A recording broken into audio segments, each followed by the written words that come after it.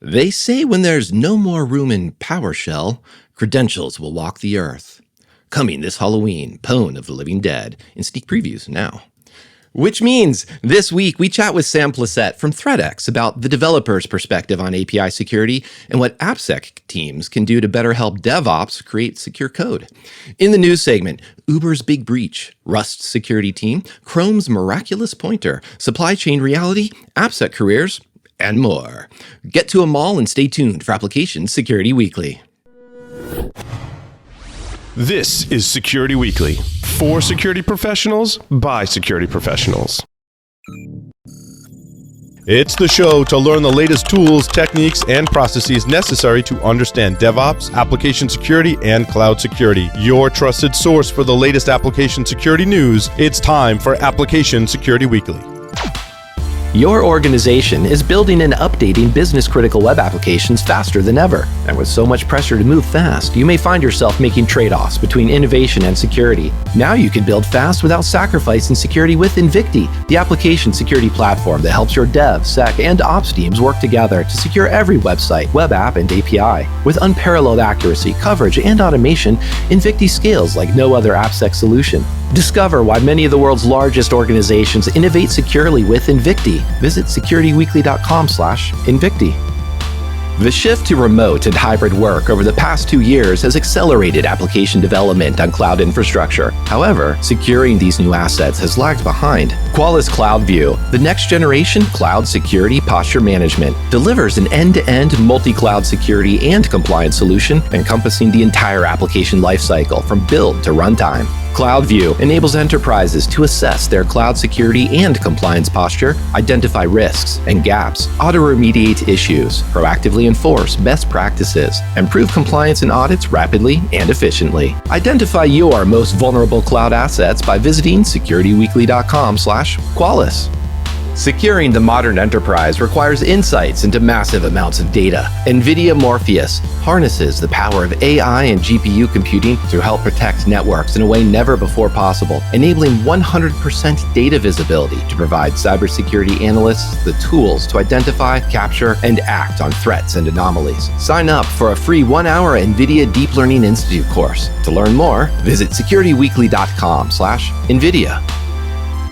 This is episode 212. That's 212 of these. Wow. Recorded September 19th, 2022. I'm your host, Mike Shima, and I'm here with John Kinsella. Hello, John. Mr. Shima, I was just wondering from your intro there, do you think there's any internet-connected crematoriums out there? Wow. There is a whole can of worms to open. There's got to be, but okay, homework for me. There's got to at least be a found footage movie about that too, because that can get pretty creepy. So listeners, let us know, because we're gearing up for quite a scary and haunted October, because it's about Cybersecurity Awareness Month, and what could be scarier than that? But other things that are scary are if you have a specific guest or topic that you want us to cover on one of the shows. Submit your suggestions at securityweekly.com/guests. We review suggestions monthly, and we'll reach out to you once reviewed. Sam is a full-stack engineer and serial entrepreneur with tech leadership and co-founder experience at multiple startups, including a Boulder, Colorado restaurant in 2014, a Techstars incubated software startup in 2016. Sam has been with ThreadX since 2018, where he now serves as director of engineering. Hello, Sam. Thank you for joining us. Hey, Mike. It's good to be here. Hi, John. It's wonderful to have you here, because you're the first, I believe, pure developer who's actually joined us on this show. So this gives us a chance to talk to someone from the other side of the equation about AppSec. So before we get into a detailed review of your vulnerability backlog and how far behind you are on your patching, give us a sense of what competes for attention with security. Just tell us a little bit about what are some recent development efforts you've been focusing on. What are the engineering things that you have to do in your day job that actually isn't about fixing security bugs? I get in, get my coffee, delete a few bug reports. There's a lot, there's a feature backlog. There's various forms of interrupt work, people needing help or assistance. the support and security people often ask questions about the product that we write and maintain. Occasionally, there are some production issues that come up. In addition to that, we occasionally try to go in and actually make the product better as well, improve things, housekeeping, and so there's a fair amount that goes into the care and feeding of a product and a service and an organization, and engineering is there to kind of fill in the gaps and build the house at the same time.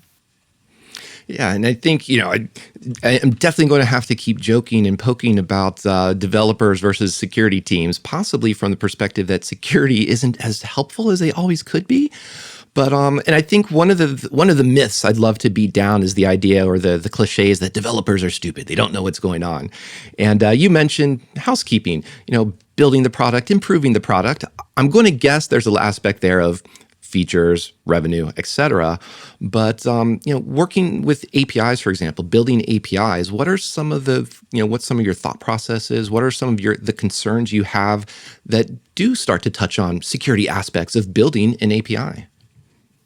Well, I'll tell you one thing that's we just had a regression last week, so this is more true now than ever. But if there aren't tests in place, and it's like it didn't happen. So from a product perspective, everything we do needs to have tests around it, or else there's very good chance it's going to break in the next release we make, and that applies to security too. So anytime we have mitigation in effect to get around some security problem, or just to prove that a security constraint is working the way it's supposed to, we need tests around that as well. And that's something that I think a lot of developers don't appreciate, and I think that a lot of security people make recommendations for things we can do in security, but they aren't really thinking as developers, thinking in a defensive way about how we can actually prove that those things are working and continue to work even in the next software release.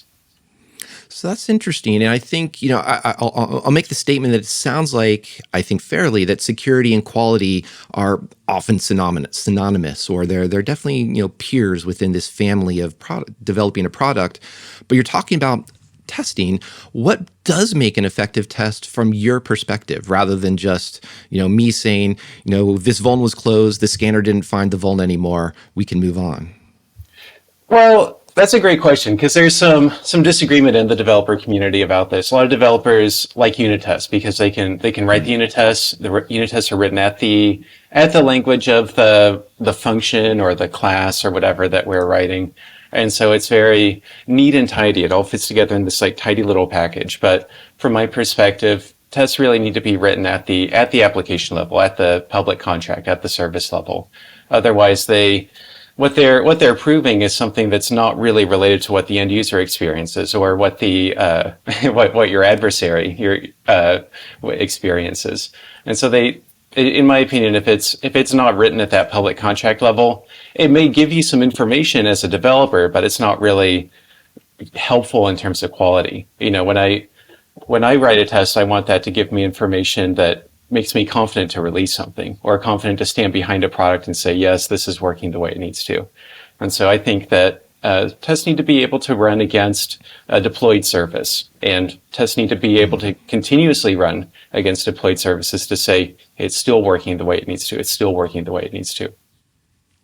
So I use the term DevOps pretty loosely without necessarily giving it a very strict definition. And I don't think that's necessary to get into the nomenclature of DevOps versus something else. But I do want to touch on that aspect where it sounds like you're writing the code as well, and your team is also writing the tests. You're not separating those responsibilities between writing code, testing code, deploying code, et cetera. Everybody's got to do it, the full stack, if you will. So if that is the case, what are some of the skills then that make what's a good test creator? What are skills that developers should have in mind for making those be more effective than just that unit test? I love this question. So Yogi Berra has some of my favorite quotes. One of my favorite quotes from him is, "A lot can be observed by watching and listening." Something like that. But a lot of times it just comes down to just paying attention to where the regressions happen. right? Because we can try to predict all the failure modes, but oftentimes things break in unexpected ways. So just noticing how things are breaking is a really good place to start. It's a start of a feedback loop. But more generally speaking, how we can predict what needs to be tested. A lot of it starts at the beginning. What does this thing need to do? What are the requirements of this product that we're building? And then what can we observe about it? I like to make my tests quantitative as well. So it's one thing to say green or red. Is it working? Is it not working? But I like to have numbers associated with it. Like, how long did it take to run? Because if your logging goes from 100 milliseconds to 800 milliseconds, you might have a problem. And I want to know about that problem before my customers report it to me. Oh, that is interesting, and that sounds a lot. My mind obviously I think is jumping to some security aspects rather than that idea of pass fail, the vuln is gone, etc. And I think everything you said, I think could easily be applied to a security bug. So the question then comes to my mind is: do you treat security bugs or security testing any appreciably different way than you would just other bugs that come up in your code? Well, there's certainly a higher level of scrutiny when it comes to security. I don't want to. We go through a code review process and everything, but I certainly don't want to just give it. Yeah, looks good. Merge it, ship it. Really need a higher level of scrutiny. Get some senior people involved. Someone wearing acting in a security role to review those kinds of problems. But at the end of the day, it's still software. So it needs to go through the same standards of quality and rigor that any other software fix goes through. And what about there's an angle to an aspect, generally speaking now, not putting you on the spot, of organizations we've seen, Microsoft, Google, Apple, these are large, sophisticated organizations that have had bug reports, vulnerability reports. They fix them. The fix was incomplete. They have to go back, refix it again, patch the patch type of situation. So you mentioned too about releasing with confidence because you have testing. How do you test the tests? And I'm trying to avoid the cliche that everybody might be thinking here about, from Watchmen, but so fill that in for yourselves. But who tests the testers here? How do you get confidence that the test is effective and has that quantified numbers that you'd like to see? Oh, yeah, this is a great question. Yeah, so I'm going to go back again to watching and listening here, and this does sometimes happen where the pass the test and it turns out the tests are completely wrong. So certainly, this goes also back to the developers are dumb thing. So we like to think we have all the answers, but someone told me once that developers are human too. So we are going to make we are going to make mistakes, and it's probably healthy to just accept that the mistakes are there. One thing I like to do when I write my tests is like a bit of strategy is to always test the negative case first. For example, if let's say that login should fail if you present the wrong username password, right? Well, let's take the opposite case. Maybe I want to say like the happy path is that the login should work with the right username password. I might intentionally supply a wrong username password in the test. And this is like no duh for the security people in the audience here, but it's silly simple example is that I should first show that the login fails with the wrong password, then show that the login works with the correct answer, right? And you can take this to any sort of use case that you're trying to test. That I always like to do both the negative case and the positive case, just to show that the test is actually written correctly. There's so many times that we have to set up a certain environment or set up a certain account or something, and we make a lot of assumptions about how it should work, and many times it's completely invalid, and we're just glossing over the thing that we're trying to test in the first place. But there's an interesting, at least to me, the question underneath that is like, how do you get I don't think that's really taught in college. How do you get those developers, your coworkers, the people creating all these problems for us? How do you get people to think about? There's a bit of a shift that's required to get you to think about, hey, I need to test a negative, or what would be the negative case here, right? Because like when you're so focused about, I need to get this feature out, or I need to like, go through and get like my my to-do list down. That's sort of where when you're developing, a lot of your brain power goes there. So how do you actually get people to think about, hey, let's test in this other way, or what could happen? What if? Yeah, it's an interesting question. My degree is in electrical engineering, so I didn't go through a typical computer science program. But You missed nothing. Are you a CS grad, John? CS, I dropped out, but yeah. Good for you. Yeah, a lot of my best colleagues are people who didn't take or finish their 4-year program. But anyway, in my course study, I certainly didn't learn much about testing, and everything I have is from participating in industry. So I was lucky in hindsight to get 2 internships in testing when I was in college, and I learned way more from those than I did in my development internship. And that's the kind of thing that watching and listening and see what testing activities work and which ones fail and where they break down. I was able to learn a lot from that. I'm not really sure how you would take that as a team. I mean, speaking from my experience, I'm really fortunate to have a pretty good sized team now of what my boss and manager, our VP of engineering, calls a team of unicorns. Full stack engineers who can do testing and can think about operations, who can do deployments. But most teams don't have that luxury, and they don't have the luxury of people who own the problem end to end. When the test fails, they have to go and fix the problem and then fix the test too. It's an interesting to go down that path a little further for a second. The analogy between testing in electrical engineering versus software. If you overvoltage a cap or a discrete component, you're going to know about it pretty quickly. Yeah, right? Yeah, the smoke comes out of the wires. Yes. The whole point is to keep the smoke inside the wires. Yes, and that's. I guess that's it's a perfect. So how do you don't see that in software. It takes a little bit longer for the smoke to come out, or it doesn't always come out where you're expecting it. But I think people aren't really thinking about, at least from my experience, about smoke stay in, smoke stay out, versus must get signal to antenna, right? So it's a little, I don't know, maybe that's part of how we think about it differently. And also if you're testing physically, if you get a shock, that sort of helps as well. But I don't know, interesting. If the internet is a series of tubes, and the point is to keep the smoke inside the tubes, right?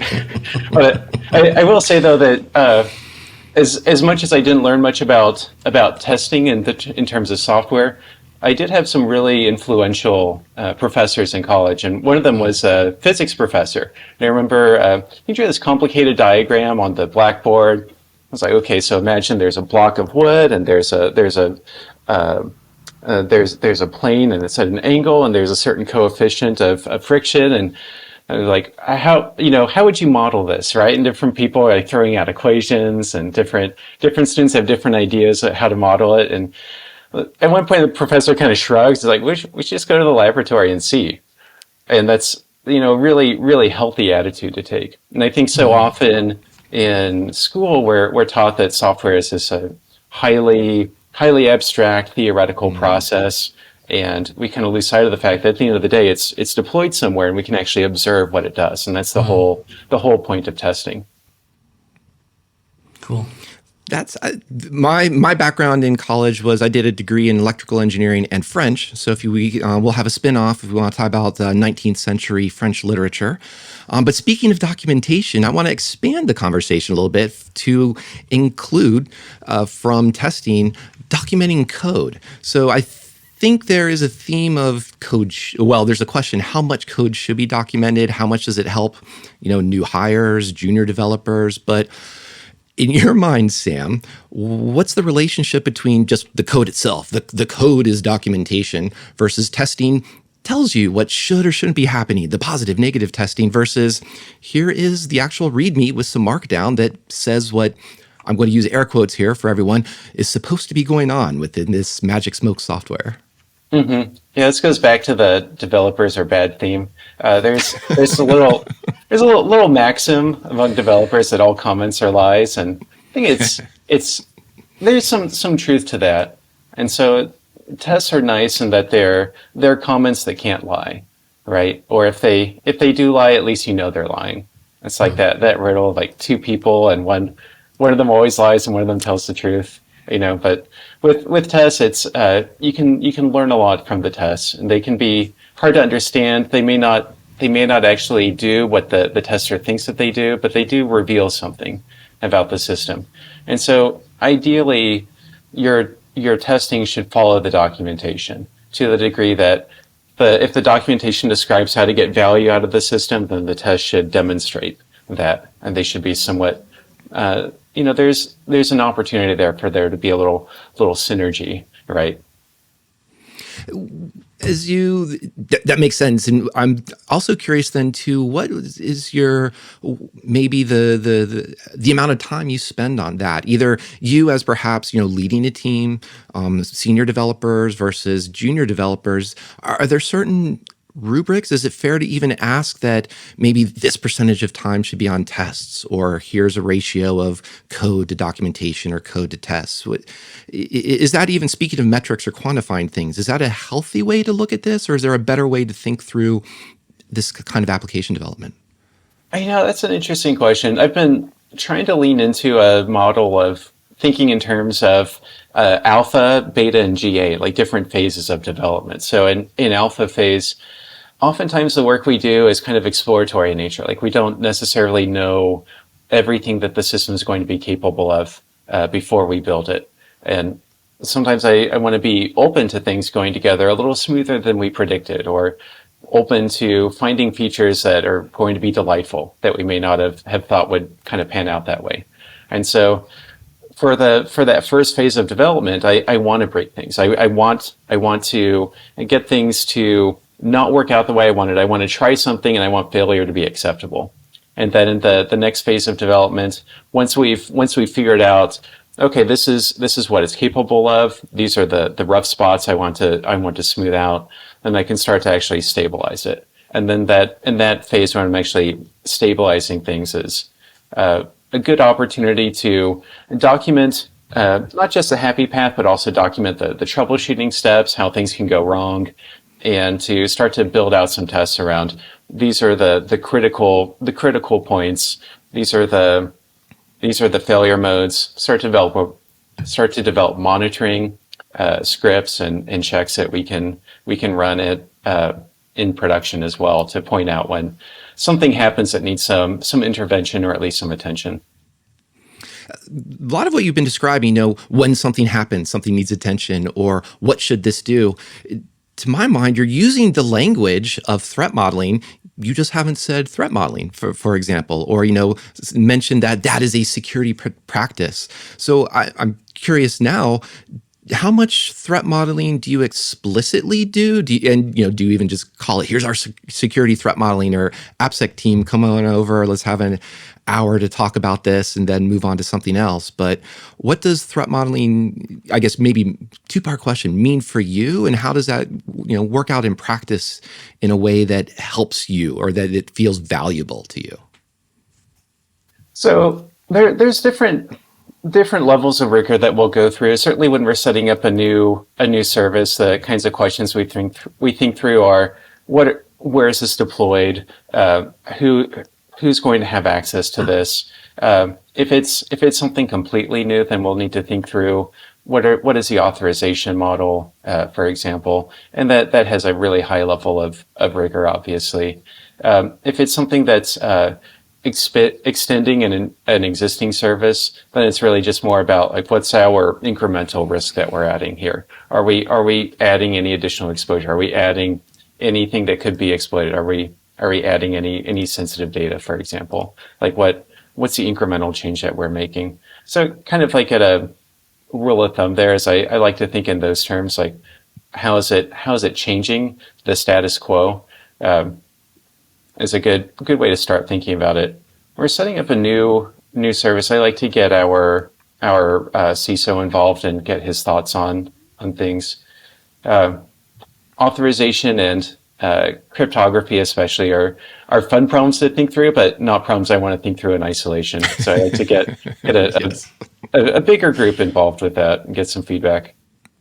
I'm disappointed you haven't mentioned that, your threat models you're teaching all the developers how to generate CVSS v3 scores, and you're enumerating all the CWEs and, applying all 600 or so to which parts of the code. So we'll have to talk about this after the interview offline.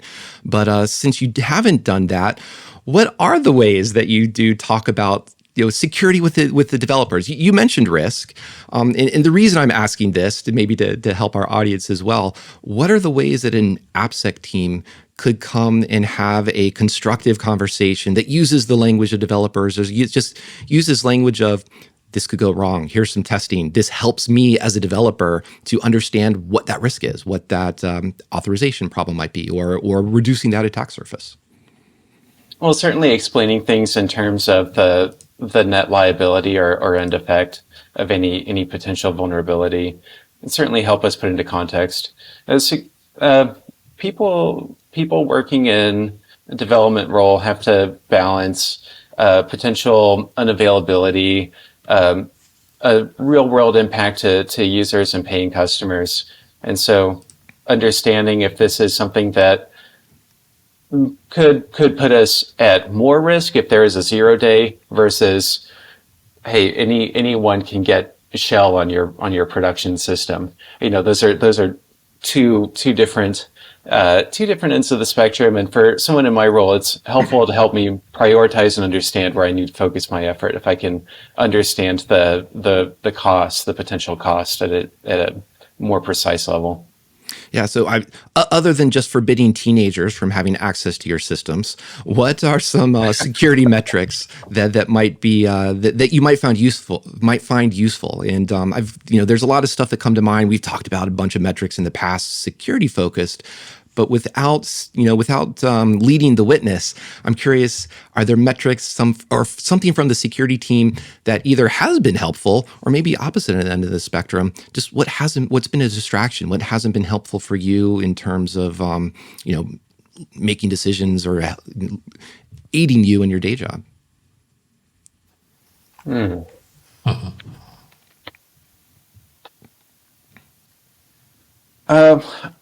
One thing that's helpful is having a low, medium, high risk score for anything that's reported as a potential vulnerability. Frankly, that's often helpful for people in management to say, okay, we're going to get rid of all the mediums and highs, for example. That's one thing that can be helpful.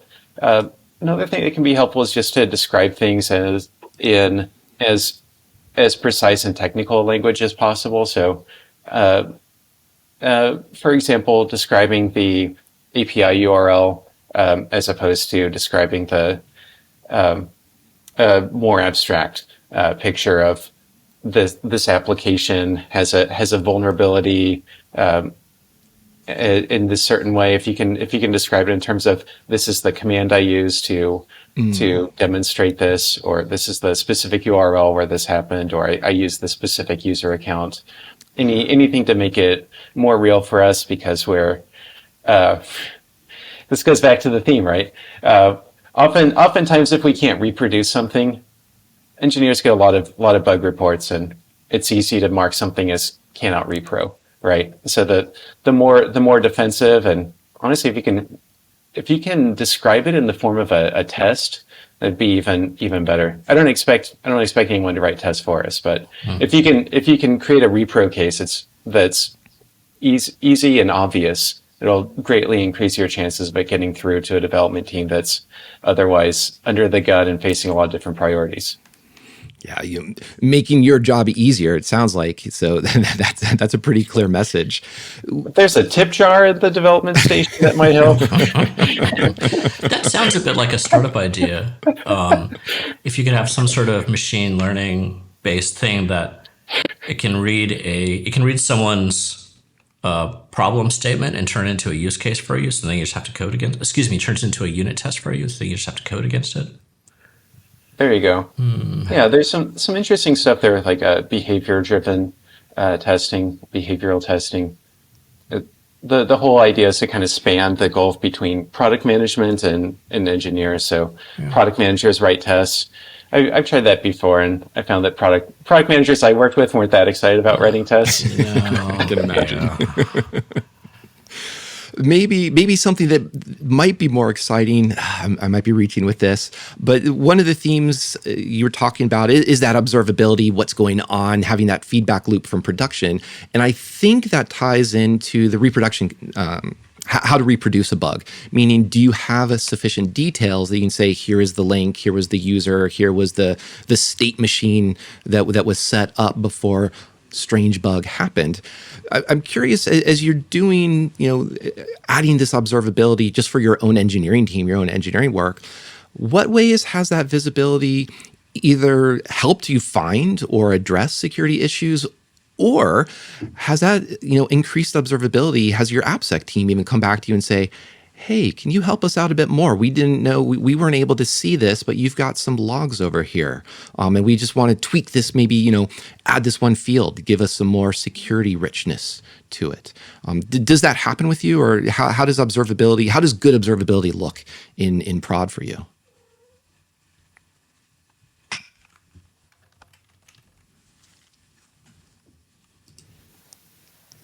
I'm kind of struggling with this one, Mike. Could you try asking it a different way? Sure. I think most of it is sort of that idea of debugging. Let's talk about in terms of debugging in prod.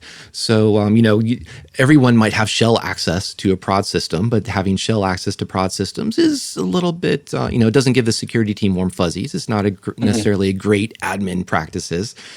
So, but you do need to get information back about what's just going on within the API. You mentioned like reliability or just SRE type of concerns within an application. I imagine a lot of those might have overlap with security questions or security concerns, meaning going back to the idea of just an authentication portal. Who's logging in? Are we getting hammered by a lot of particular guesses? Should we apply rate modeling at a particular threshold? Has that kind of observability you're building into your APIs, your products for your own engineering use, have you seen application security teams come to you and ask for additional observability for themselves or things that just point to security, like more security focused types of issues rather than just stability issues? Okay. I see where you're going with this. Yeah. So one thing that's anytime we can raise information about access into security practitioners, I think it's something that can be quite helpful. But if anything, it kind of, I find more often that it goes the other way. The tools we set up in place for security can actually be quite helpful for developers. And so the security tools tend to be more well thought out, more consistent, and just more objectively based in reality than any logs that developers write. Because just as the comments lie, oftentimes the logs lie too. And so that I would prefer to use a security product whenever I can to look at access details rather than relying on my own logs or the logs of some application that I inherited. Because oftentimes the developers working on a product aren't necessarily the ones who wrote it in the first place. And those logs are suspect unless, this goes back to the documentation thing, unless there are tests backing up the logs to demonstrate that they're accurate and precise.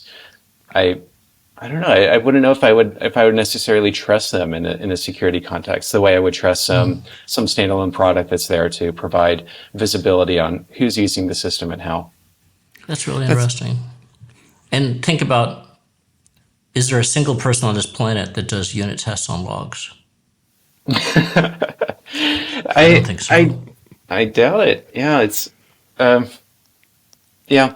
That's why I think that I wrote an article a while back called 3 Ways API Analytics Can Help Development Teams, or something to that effect, and it's still true to this day. You can use API analytics to prioritize what work you're going to do and prioritize what work you're not going to do. But more importantly, from the security perspective, I would much rather trust a security product rather than my own logs.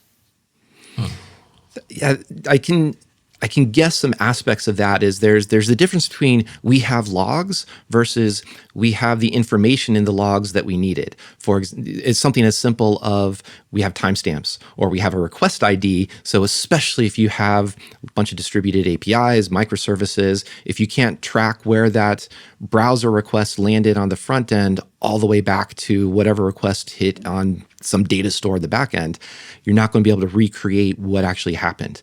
So those are some areas I can imagine would be important for testing, important for the richness of a log. So Sam, you mentioned that I was going to ask you what are some things that we as developers or we as AppSec teams working with developers can be looking forward to or look towards in the future. I think you mentioned some API analytics right there. Is there something else that another message you'd like to leave so that we can we meaning AppSec teams, DevOps teams work together and collaborate, and the calling each other dumb comes over friendly drinks, friendly afternoon tea, and with a degree of friendliness as opposed to antagonism? That's a great question. The one thing that I would love to collaborate with the application security teams would be how do we verify that our security mitigations are working the way we think they should? How do we go from this looks like a good scheme for authorization to this is how we can prove that it's working in practice? And that's something that I think that AppSec folks working with, they're a bit more skeptical by nature. It can be an adversarial relationship, but that can be a healthy thing when we're thinking in terms of testing. How can we poke at the system and prove that it's actually working the way it needs to? And that can be effective because try as we might, oftentimes we have the rose-colored glasses on when we're writing something, and we need that other perspective to write better tests. So then when we'll have to wrap up here shortly, but when we let you go, what's the next security effort, security project, security minded thing that's on your topic? And I'm asking here just sort of give our listeners a sense of you're here, engineer, leading a team, working on product, working with product managers, but you're not ignorant of security or ignoring security. So what are the type of things that are bugging you? Oh gosh. In terms of product development, or what are the security problems that we're working on? This is a safe space where you're security security mentors, security therapists right now. So this is more of just a sense of one of those things that you wish you didn't have to deal with, or you're dealing with, but you're getting support. And this is a lesson for how to support your local engineer. Oh, good. This is such a huge relief for me. So I've been living the lie, first of all. Now, I'll tell you one thing. One never-ending struggle is software going out of date. Modern software development, we leverage so many different open source packages, and the minute you deploy something I've heard this described as any use of a vendor or partnership or use of open source software tends to be 6-month honeymoon followed by 3-year divorce. Or, change parameters here, but software is constantly going out of date. One of our software packages was just end of life, and so now we have to kind of reconfigure our system and figure out a way to remove that dependency and change things. So that's just a constant struggle. I've heard it called bit rot before, but no matter how great your system is, it needs to change. And even if the product requirements don't change, the underlying ecosystem changes all around you every day. So that's something that keeps me employed. So I can't complain too much. It's fun. It's like a puzzle to try to fit everything together. Well, as a fan of zombies, I can definitely empathize with end of life, do not resuscitate, all of these thematic elements of software sticking around to haunt you. So I want to say thank you, Sam, for joining us. This has been a really fun conversation and a great perspective from a developer as well. Thanks, Mike. Thanks, John. This is fun. Thanks so much. I want to thank John as well. I want to thank everybody for listening, and we're going to have Sam back because I didn't get a chance to quiz him on the OWASP Top 10, so stick around and stay tuned. But we're going to give him a break because we need to take a break and return with News of the Week.